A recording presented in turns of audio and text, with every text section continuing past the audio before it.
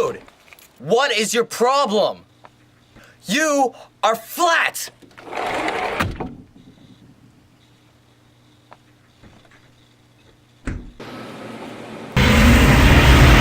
Mattress, get out.